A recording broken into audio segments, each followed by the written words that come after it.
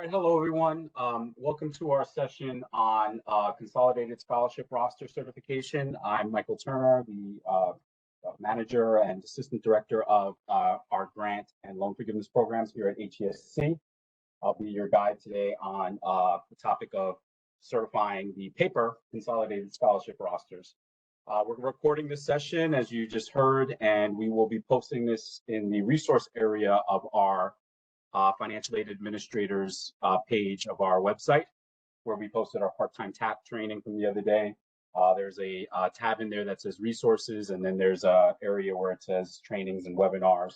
So you'll be able to get a copy of the presentation. You'll also be able to get a copy of the recording if you want to re-listen to this at future time. So I'll just be going through the presentation, and then we'll look to answer questions that pop up via chat. Everyone is on mute right now, and you cannot unmute. So just be mindful of that. If you're trying to ask something, please punch it into chat. All right, with that being said, let's get started. So Consolidated Scholarship Rosters are the paper versions of rosters that we use for our special scholarship programs. Generally, awards that we're not rostering on the electronic rosters that schools may certify online via HESWeb or through batch file exchanges with us. We call Consolidated Scholarship Rosters CSRs for short. And because it's a paper process, it requires manual input by schools. So most schools are usually obtaining the roster from our reports area and manually filling in the values and returning to us, which we're going to be covering in today's session. Consolidated scholarship rosters are produced on the same dates that we produce our general TAP rosters. So on the TAP processing schedule, if we have published, that we're going to have a roster date this week, which we do. We actually had a 23 roster. We have a 24 roster today. That you would expect that not only would you get those electronic rosters with TAP awards, but you would also be getting any awards that are eligible for placement on a consolidated scholarship roster. So it's always a good thing to have the TAP processing schedule in your favorites, so you know what we're doing at what time, and then you know when to expect your rosters and your consolidated scholarship rosters. To locate the consolidated scholarship roster, you would go to the reports area of HESWeb. So you're in the grants and scholarship area on HESWeb. You're going to click on the light blue bar, the reports tab, which you see here, and then you'll scroll down to our reports area, and there you'll see the options for the consolidated scholarship roster and the consolidated scholarship remittance advice, the SU 8069 and SU 8071. We'll talk a little bit more about the remittance advices later, but so this roster is not going to be something that you can obtain through web file transfer. If you're used to the electronic file exchange process where you're looking on web file transfer, you're pulling in batch files. This is all a manual process. So this is going to be basically a PDF that you're pulling from the report section on HESWeb every time we are releasing rosters on a particular date. So when you query for the consolidated scholarship roster, the query is a little quirky. What you would need to do is, of course, you have your college code, you have the term that you're looking for. And when you enter the academic year, I always recommend entering the full academic year as you see highlighted in yellow. So, the way that this was designed is not in line with all of our other queries. So this particular one works best, at least when I use it, when I enter the full academic year. So you see in the example here, we have 24-25. So of course you want to check your most commonly used school codes, which for most people are undergrad, but keep in mind that we have graduate awards that may be placed on the consolidated scholarship roster, such as the Masters in Education or Patricia McGee, scholarships like that are for grad level programs. So please be sure that you're checking both your undergrad and grad level codes if you have grad level TAP code with us. So typically the awards that are placed on the consolidated scholarship roster are those that are not available for electronic certification. And they typically are our special scholarship programs that require manual updating by HES, manual certification by schools due to the nature of the scholarship. So we have our World Trade Center scholarship, we have the Memorial Scholarship, we have the Merit MSRS, which is the Military Enhanced Recognition, Incentive, and Tribute. So we have a number of different scholarship awards that populate on that roster. And these are awards that require more input beyond what you would do on a typical TAP roster. So these awards are cost of attendance-based awards. So they not only award the student an amount for tuition, but it also provides for housing expenses, books, transportation. So because of the additional inputs that schools have to provide to us for us to make payment on these awards, this paper consolidated scholarship roster process was developed as a way of handling this. I know we'll get the question or the opinion that it's a tough process. We are looking at digitalizing this and making it fold into the electronic roster as part of an enhancement whenever we get our new systems, but this is the process that we have right now. And so you have to kind of love the process you have, not the process you want. So while we have generally most scholarships on the application that we just saw, the World Trade Center and so on, you may also see other awards placed on the paper consolidated scholarship roster that would typically be on an electronic roster. So yes, you may see TAP, SAE, VTA, those awards that are typically paid on the electronic process. APTS has been an award that we've commonly paid on the CSR, and it's all based on what we call exception processing. So typically there's a reason why we're unable to produce that award on electronic roster, so we produce it on the paper roster. So one example is the APTS awards for students who are also receiving part-time TAP. So due to system constraints, we have a manual certification process where schools are certifying part-time TAP first, because of course, order of operations, part-time TAP is certified during the term, and APTS is certified at the end of the term. But because they both can't be certified electronically, we have a manual roster certification process through the CSR for APTS. It can happen with Excelsior reduction in credit. Again, another area where we don't have an electronic certification accommodation. So those are produced on consolidated scholarship rosters and paid via the consolidated scholarship remittance advice. So you may see other awards on there too. And yes, I do see the question coming in. Nurses for Our Future, healthcare workers for our future would all typically be programs that would be folded into the consolidated scholarship roster. And those programs are in development as we speak to be moved into this same flow. So yes, this training would be applicable for those programs as well. So if you want to know particular policies and procedures regarding scholarships, because we can do, hours on every individual scholarship, every single rule about every single scholarship, all the different qualifications for all of our different scholarships, and that's not what this training is about. It's really just about how to access the consolidated rosters, what we need to complete the certifications. So we do encourage schools to review our policies and procedures guide. There's appendices, most of which cover all of our scholarship programs and provide additional certification details. Appendix F is typically the one I'm referring to schools the most, and we're going to talk about Appendix F because it has the literal consolidated scholarship roster certification instructions and the annual budget amounts that you need to certify awards. So when do you start certifying consolidated scholarship rosters? Well, it's no different than TAP in our other programs. We go by the 100% tuition liability date, right? So just because we may produce consolidated scholarship rosters for, let's say, World Trade recipients early on in the summer, doesn't mean that before the fall term even starts that you can start certifying those awards and sending them to us. Again, students need to be enrolled, meet full-time requirements. So none of that can be determined until the semester commences and until they're past the 100% liability date, or what we call the certification status date. And so we just want to remind schools to be in compliance and make sure that you're only sending in your consolidated scholarship rosters at the point in which they can be processed for that program, because we have had, concerningly, a number of schools send in the rosters to us as soon as we release them, even though the semester has not even started. So we just want to remind schools that they have to be in compliance. Again, for those schools that have approved simulated terms with SED, where you offer modular terms, so SED has approved you to have a module term-based semester where students are splitting enrollment down into multiple sessions that compromise that are part of that comprise the full term.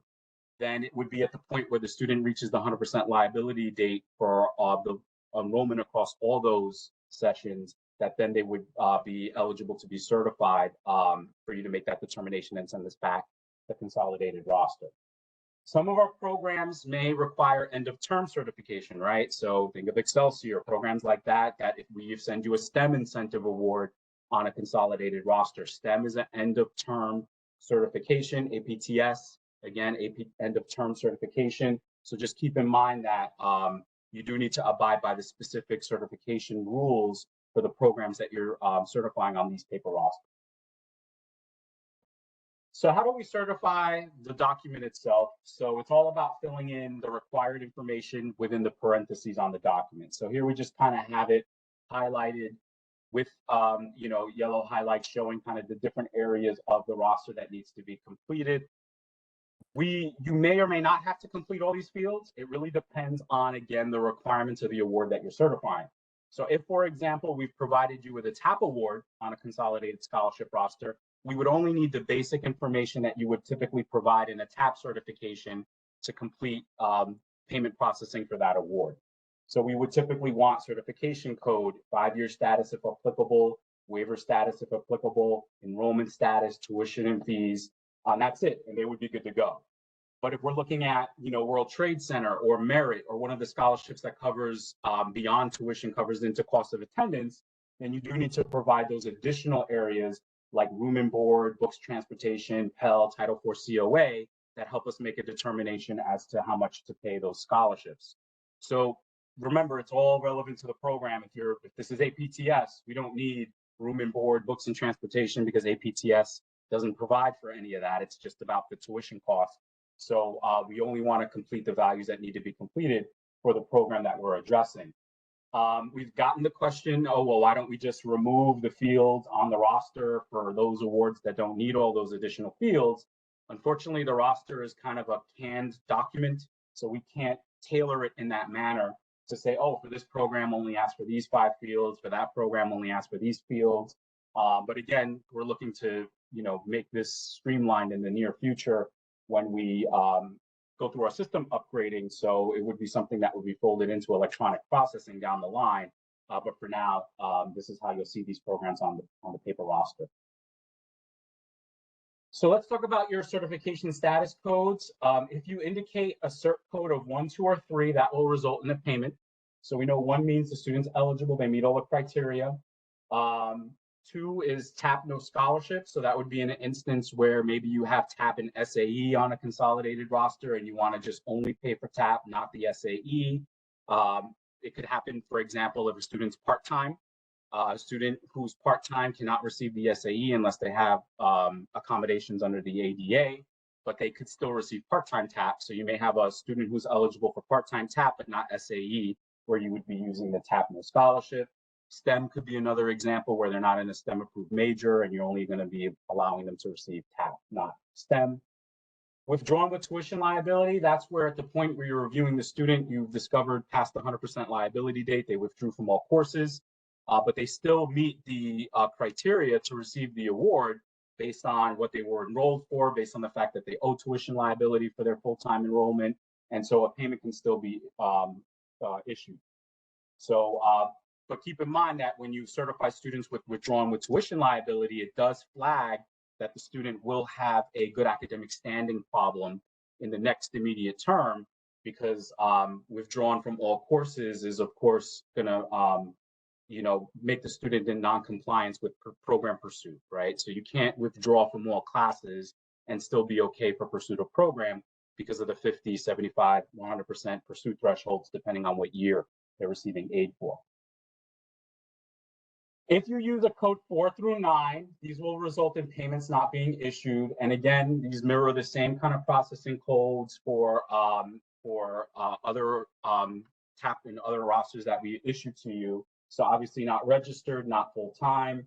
Again, if it's TAP, but they're not full-time, are you screening for part-time TAP eligibility? Because that might be something they can get. Not matriculated, does not meet accelerated studies, all obvious things. And then 8, not in good academic standing, and 9, miscellaneous. 9, miscellaneous may be used in different instances, again, where you don't have a clear-cut way of disqualifying the student. So you may be using a 9 as a way of disqualifying them. But if we see this coding on any of the rosters that we receive back, it's going to result in non-payment for that student. 5-year waiver status, enrollment, 5-year waiver status and enrollment status. These are all, again, mirroring the same electronic rosters that we certify for TAP. So 5-year would be for students who are in an approved 5-year program or in the SEEK, CD, EOP, HEOP, or an approved opportunity program at your school where they could get an additional year of TAP eligibility. Waivers, if again, where waivers are applicable for the one-time good academic standing waiver, you're going to be using that for whatever reason for a particular student's consolidated scholarship roster certification. You can indicate that waivers being used. And then, of course, their enrollment status, where you have your FT, and other values that could be put here, credits if it's part-time TAP 06, 07, so on and so forth.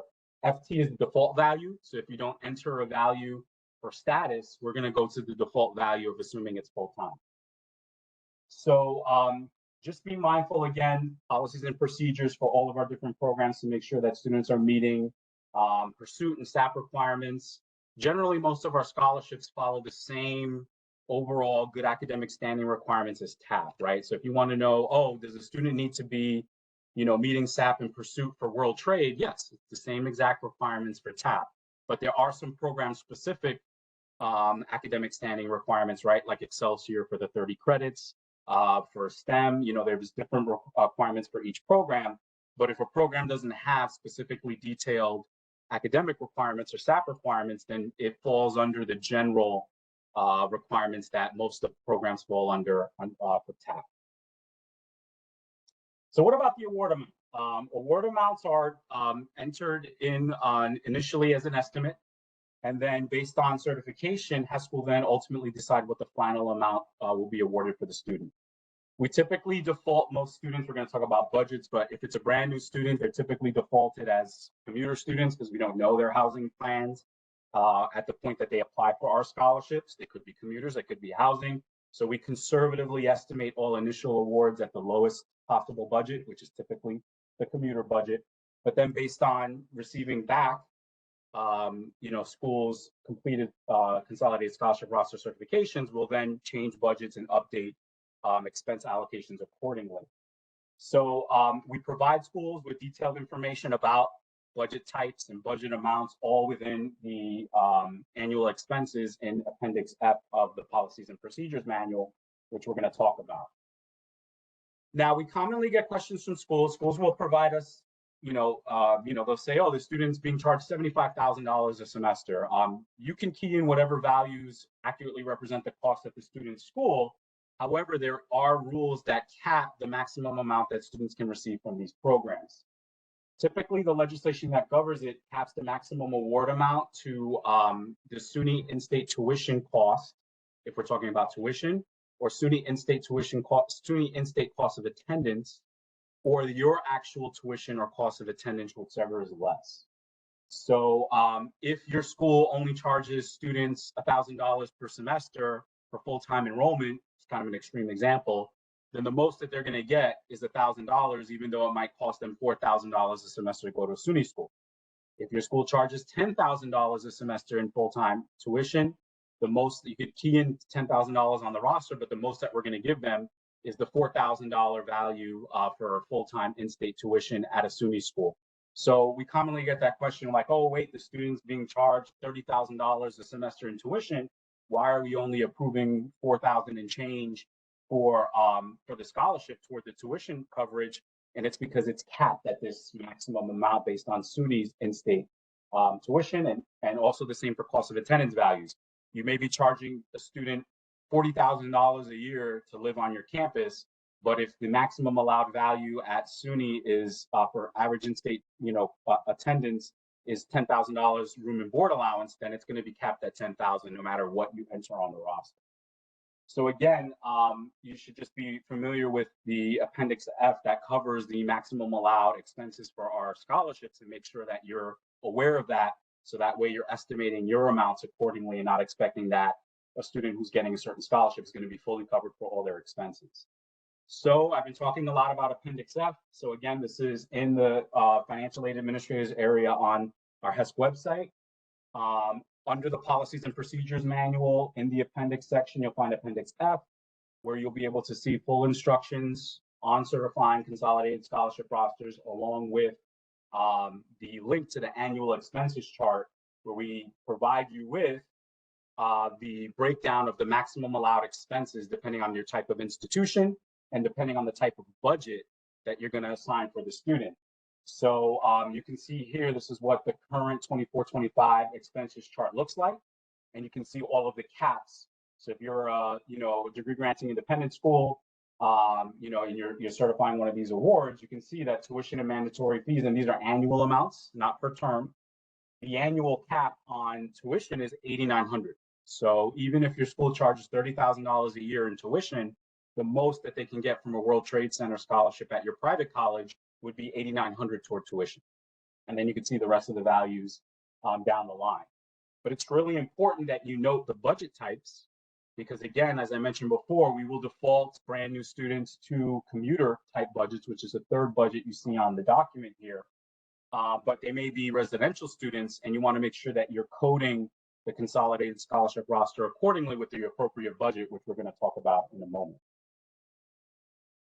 So again, budget types are really important. So most of our awards, brand new, they've never received it before, we're going to conservatively default to the commuter value. If it's a continuing student who we've seen has been previously certified for their World Trade Center scholarship as a resident, and when they're renewed, we would renew at the resident budget. But you want to make sure that you're coding the consolidated scholarship roster accordingly with the proper budget code. So you can see in this highlight, this student is defaulted under budget 1, which is our commuter budget. So the award amount is going to be based on the line items that we saw on the previous page on the third row for commuter use.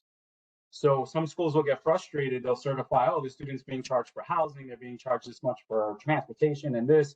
And then when they get the roster, the remittance advice back, they're like, why is it all so low? And it boils down to schools just simply overlook changing the budget. So you certified all these expenses, all these housing charges, but you never updated the budget type from 1 commuter to 2 resident. So we capped our expense allowances based on the commuter budget 1, not the resident budget 2. So please be careful. We get that mistake quite a bit from schools where they just they ignore the budget type, they don't change it, and they're trying to certify increased amounts for a resident student. You want to make sure that you would code to 2 appropriately. Let's talk about off-campus. Off-campus is, there's some restrictions that we set within our guidelines, again, in the Policies Procedures Manual in Appendix F, that limit the usage of the off-campus budget. This is purely by our regulation, so schools really don't have any say on this other than to tell us whether the student meets the determination for off-campus budget usage. So what is that criteria? So first, it has to be students who are not living in institutional housing, have not and were denied space in institutional housing if they didn't live within a commutable distance of the school. So if you have somebody who just of their own will, comes to your college, never applies for housing, just gets their own apartment off campus. It's not institutional controlled off campus housing, it's private off-campus housing. They would not be considered for the off-campus budget because they didn't apply for institutional housing at your college. So it's all about whether that student who needs to be a resident has tried to first obtain institutional housing with you, or if they just gone out on their own and decided to live off campus, then they cannot be coded as off campus. They would be defaulted back to commuter.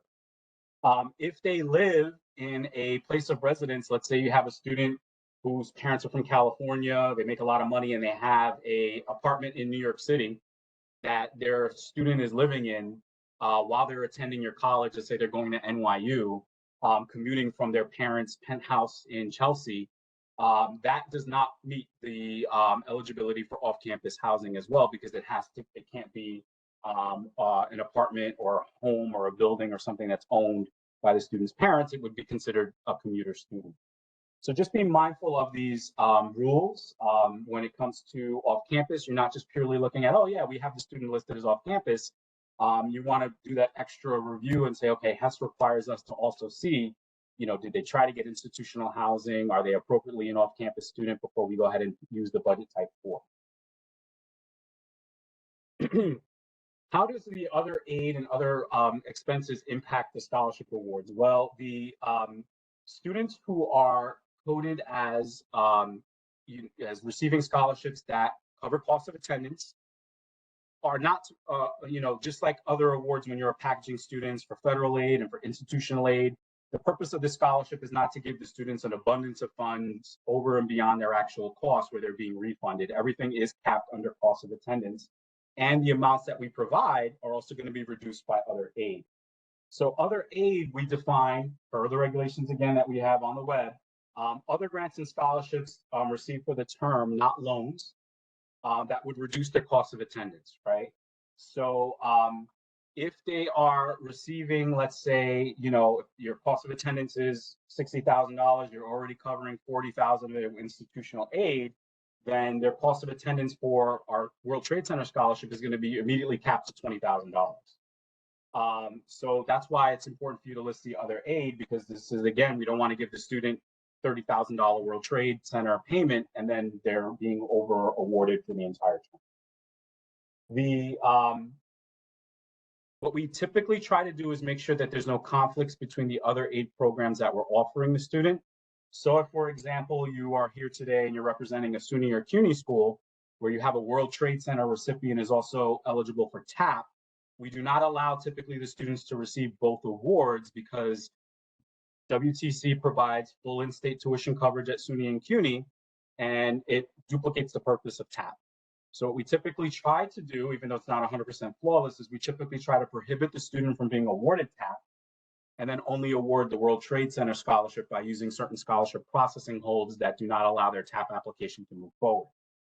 If we do inadvertently award one of these scholarship recipients TAP, then we will work with schools, and schools should also note that they should be offsetting TAP as part of the other aid being reported. So that way the student's not being receiving over awards toward their tuition from both TAP and another program like WTC or Merit that also covers 100% of their tuition charges. Schools can also simply just decertify the TAP. If they notice we inadvertently awarded the student TAP, it sometimes happens when they apply for TAP first and then they're later approved for Merit or one of these other scholarships, then typically TAP has already been rostered, sometimes even remitted to schools. We'll have a student for this fall where you certified and were remitted TAP, and then in December we approve them for WTC. You could always just go back and decertify TAP as a 9. Now, if you're a private college, then they can receive both awards as long as, again, it's all fitting within cost of attendance and within their tuition. Pell Grants, same thing. Pell Grants are required to offset from cost of attendance. And then we just spoke about Title IV cost of attendance for purposes of making sure that we're not over awarding the student. So once you've completed the required fields on the roster and you're ready to send it to us, you're going to sign it off to us. And then we actually prefer you to email the rosters to us at payments@hcsc.ny.gov. So email is our preferred method. We strongly encourage schools to email the rosters to us. We have our payments team will log them. They get over to our scholarships unit for processing. And so payments@hcsc.ny.gov is where you want to send them. Please do not send them to priority services. I get a ton of them at priority services. I just forward them to payments. So we're kind of, just funneling them to payments anyway. So you can just send any consolidated scholarship roster directly to our payments team. Now, let's talk about payments. Upon issuance of a consolidated scholarship roster, schools receive a payment for that student. So it's different than TAP, for schools that are pay-as-you-go. For prepay schools, it's a little similar because you get you're fronted some money for TAP through the prepay system. But for all consolidated scholarship rostered awards, as soon as we release that roster today to you for XYZ awards, you're going to have a payment for those awards, even before you've certified the student. The payment is going to be based on the initial estimate that we provided on the consolidated scholarship roster. So whether it's a budget 1 commuter or budget 2 resident, 13 or 8,000 or whatever it is, you're going to receive that payment. The final payment is going to be determined obviously by school certification. And then when we go in and process, we'll issue a consolidated scholarship remittance advice, which you see highlighted in the image here, that will tell you whether the amount we provided to you is confirmed or whether it's being adjusted. In some cases, it could be adjusted down where we are where there's an overpayment for the student. In some cases, it's adjusted upward where we have to send an additional supplemental payment to you to provide the student an additional amount for their award based on your certification. So what you need to be mindful of is that because consolidated scholarship rosters are paid pretty much as soon as we send them to you, as soon as you get a consolidated scholarship remittance advice, you need to take action on applying payments. So updating the appropriate amount on the student's Bursar account, and if there's an overpayment, immediately taking action on issuing a refund to HESC, because you'll see in a moment when we look at a consolidated scholarship remittance advice, they could request that you immediately return an overpayment to us. So in this example, there's a $679 overpayment, and on this roster there would be instructions to the person reviewing this remittance advice saying that right away, please send us this overpayment back because we gave you too much money when we sent you the roster. So if you're looking at a consolidated scholarship remittance advice, there's different reason codes. Typically the common ones that you'll see is certified as eligible, no change. That means you're good to go. What we gave you what we remitted to you when we sent the roster is what you can keep. What should be applied to the student's account, there's no change. Certified as eligible award recalc, again, that could be we're sending you additional money, or you owe us an overpayment based on certification reducing or increasing the award value. And then all of your decert statuses, not registered, decertified, not in good standing, decertified, miscellaneous. So those, of course, would mean that you now have an overpayment, right? Because remember, we sent you a $13,000 consolidated scholarship roster along with payment for a WTC recipient, and they didn't enroll at your school. You send it back to us as they're not registered. You need to return that payment that we fronted you right away as soon as you get this consolidated scholarship remittance advice. Now, someone already asked in the chat, how do we change codes and update certification information once we've already submitted our consolidated scholarship roster to HESC? Again, everything is done manually because this is not an electronic process on HESC Web. So everything needs to be done by amending and crossing out and revising previous consolidated scholarship rosters that you've sent us. So it's simple as you would just pull up your copy of the original consolidated scholarship roster that you sent with the original values that you inputted, crossing out the incorrect value that you had previously reported, whether it's a certification code, whether it's an amount for housing or tuition or whatever it is, and then inputting the new value, and then making sure that you label the top of that roster with big bold letters, revised or amended. That way, when you send it back to our payments unit, we know we're not getting a duplicate roster, we're getting an amended roster, and we'll look for your cross out and edits where you're telling us that something needs to be fixed. Remember, it's all paper. So if you want to write a little note on the side of it for our payments unit to say this, should really be this, a human being at the other end at HESC is reviewing this. So we're going to look at what you inputted, we're going to look at what you changed, and then we'll make the changes accordingly, and you'll then be receiving a subsequent consolidated scholarship remittance advice. So again, just like the rosters, if you're the original roster, if you're sending an amended roster, it can go to the payments inbox, not to priority services. So I mentioned this several times already, that when we issue a consolidated scholarship roster, we're prepaying you, we're fronting you the payment for that student. If you then receive a subsequent consolidated scholarship remittance advice, then you have to make sure that that remittance advice is not requesting refund. So usually on the bottom of that remittance advice or on the second page of that remittance advice, if there is an overpayment owed back to HESC, you would see what you see in this example here, that there's an $8,250 refund owed to HESC with instructions that you need to send it to our cashier as soon as possible. So I've gotten a lot of communication lately because our refunds unit has been reconciling these rosters. They've been reconciling them. Now I think they're doing the 23-24 AY, where again, schools were issued these remittance advices telling you we needed refunds, but schools didn't act on the request for the refund. And now there's, in some cases, sizable overpayments owed to us for these scholarships. So if schools do not want to be shocked or taken aback by a request for a significant refund owed to HESC, you want to make sure you're reconciling these consolidated scholarship remittance advices in real time. As you get them, by payment, as you get them, make refunds back to HESC if required. If you need additional support with policies on certifying awards or checking on the status of something, Priority Services is the go-to area for your school support needs. I know many of you who I see as participants on this training today are frequent flyers in Priority Services, so definitely make sure you reach out for support via Priority Services. So this is the end of the prepared presentation. Again, I see a bunch of questions here about will this be recorded? It is being recorded.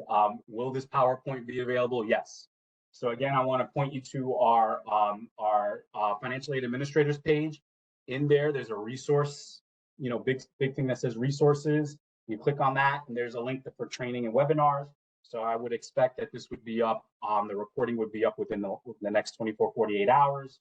Our part-time TAP certification webinar is also already up there along with the PowerPoint. So all of that has already been posted.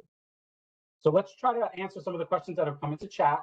And I'll just kind of roll back the chat because there's been a few. Question is how many semesters can a student receive a merit scholarship at a 2-year college?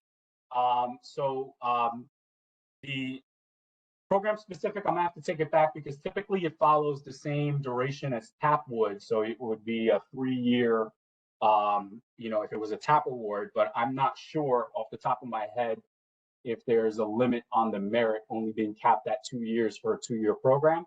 So I'll have to take that back, Cindy, and we'll see if we can get an answer to that. I already answered Nurses for Our Future, Healthcare Workers for Our Future will be consolidated scholarship rostered programs. Those programs are currently in development and we expect them to be available any day now. A bulletin will be issued to schools when those are available. We spoke about code changes and sending in amended rosters. Somebody's pointing out about other aid should include grants and scholarships. Somebody's saying it should only include tuition-based awards. If you're certifying, Cindy, a tuition-based award like TAP or APTS, then yes.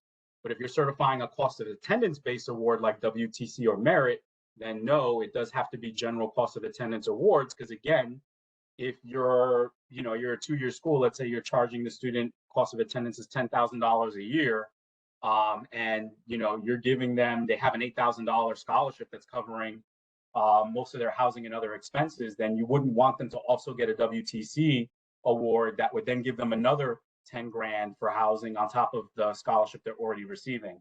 So it's kind of counterintuitive. If it's a cost of attendance award, then other grants and scholarships would include cost of attendance awards because those are going to impact the amount that we're giving the student toward cost of attendance.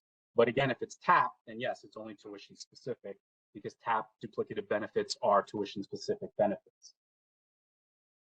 There should be a McGee. There's a question about the McGee cost of attendance. I thought that our scholarships unit had updated that, so we'll take that back because there was a lot of back and forth and delay on the McGee scholarships this fall regarding cost of attendance and updated amounts. We had some inquiries to SUNY about updated cost of attendance amounts for grad students, and I think all of that's been resolved.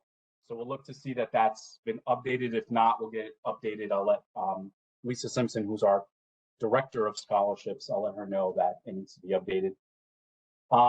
If a student is denied on-campus housing in year 1, do they need to apply for on-campus housing each year going forward? Yes. They have to make sure that if they were denied institutional space in year 1, year 2, did they reapply? And if they did, and they're still being denied housing, then of course they could continue to be an off-campus student.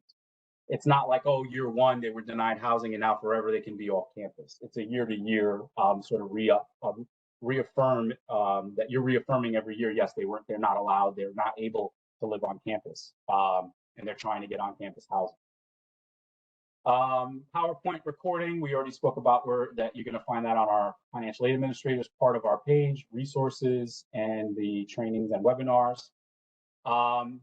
Can consolidated rosters be fillable PDFs? That's a good suggestion. I'll bring that to our team here to see if that's possible as a design feature to see if that can help expedite certifications. Although sometimes fillable PDFs can be tricky because we get them and then you fill them and then they're blank when we get them. So there are some downsides. Can refunds be made by EFT or does it have to be paper check? I have to check with our payments unit about that. I'm not sure what accommodation they can make for EFT and if there's a way that they can identify an EFT-based refund. Maybe if you're in direct communications with our payments unit and you're letting them know you're sending monies back by EFT, that they can then track and know that it's for this consolidated scholarship remittance refund or overpayment owed back to HES. They can manually track it and know and confirm receipt. So usually when it's done by paper, you're sending your paper refund along with a copy of the consolidated scholarship remittance advice that requested that refund. And that way we put 2 and 2 together and we know that, okay, this check that you're sending us is for this overpayment for this specific roster for this specific student. It might be a little bit more tricky if you're doing it by EFT. Lisa Simpson's put in some, she answered the question about merit dependent length. She's saying it's 2 years for 2-year degrees, 4 years for 4-year degrees, and 5 year for the 5-year approved 5-year degree programs.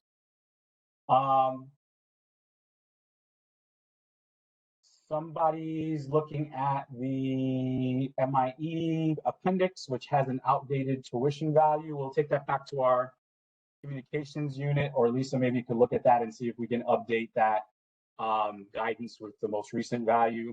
I mean, I don't think we should be using any values there. We should probably just be referring them in that appendix to the annual expenses chart. Just provide a hyperlink so that way we don't have to every year edit that text. It's probably just something we overlooked. So somebody's saying they have not received scholarship remittance advices requesting any refunds back, but they received a letter for funds to be returned. So if you write our refunds unit, who made the request to you to issue refund, they can provide you with copies of the consolidated scholarship remittance advices in question, because it would be odd for us to generate a refund request if we never generated a remittance advice, because then we wouldn't even know that a refund's being requested. So something needed to be generated for us to have record of there being an overpayment owed back to HES. Lisa's saying that we're going to make sure that the updated McGee costs are going to be updated on the McGee appendix. So that's good news. We already answered the question about the 16-17 values. We'll get that fixed. And we already answered that last question about somebody not receiving RAs. So I think we're good to go.